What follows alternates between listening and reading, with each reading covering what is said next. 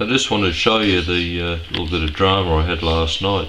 I came up to the little flat where I live on the property, and I could hear the pump running. We're on tank water here, we don't have town water, and so we have a pressure pump, and what you're looking at is the S bend and everything under the sink in the bathroom. And anyway, I thought this isn't good because the pump shouldn't be running when there's nothing turned on. And so anyway, what has happened was that the little braided metal hose, you can see there, which I think it's actually the hot water one, but anyway, it doesn't really matter which one it is. It had developed a hole or burst, and you've all seen these. They're the same ones that go on the toilets, and they're attached to the cistern of the toilet. There's the other one there, and they come in varying lengths. These would be probably the shortest ones, I think about 400 mil from memory.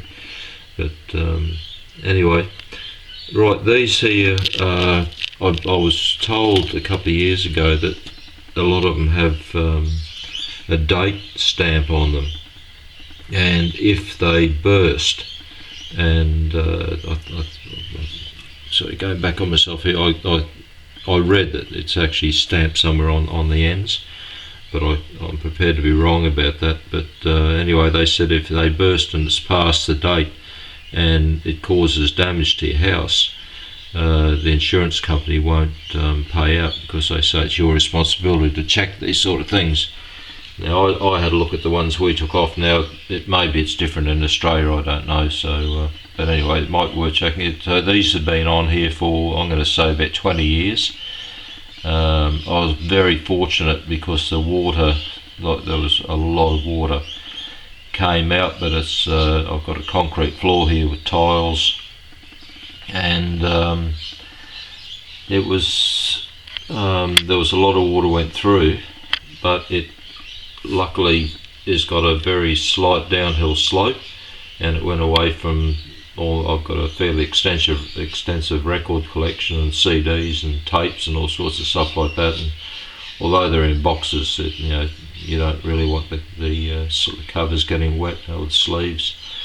And also other stuff like artwork and stuff like that I've got stored in boxes. So anyway, it was quite annoying, but it could have been a lot worse. And anyway, so it might be worth, if you have got hoses that have been on for a fair while, get them checked, or don't check them, just replace them. They're not terribly expensive, fairly easy to change, and the plumbing supply people told me that they just getting a close up there,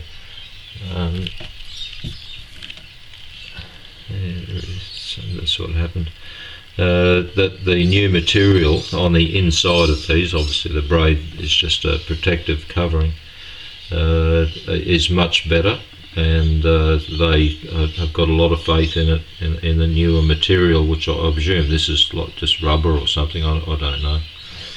But when I came up last night, I put the little 2 litre container underneath, and that was nearly full this morning, and so there was still quite a lot of water in the line, even though there was no pressure because I turned the pump off. And but it's the same system. If you're on house supply, you've obviously got a pressurised system, and it's just going to keep pumping water out. So I suppose it's always advisable to think, if you're going away for a long time, to turn the water off, just in case something like this happens. But yeah, check around the house, under the sinks, the toilet, the cistern for the toilet, the ones there, the ones attached to dishwashers, things like that. It's all these little things hidden away that you tend to forget about. Anyway, hopefully it'll it's worth checking. Start to speak again here, so like a 3-year-old. Alright, thank you very much, and subscribe if you like my videos. Thank you.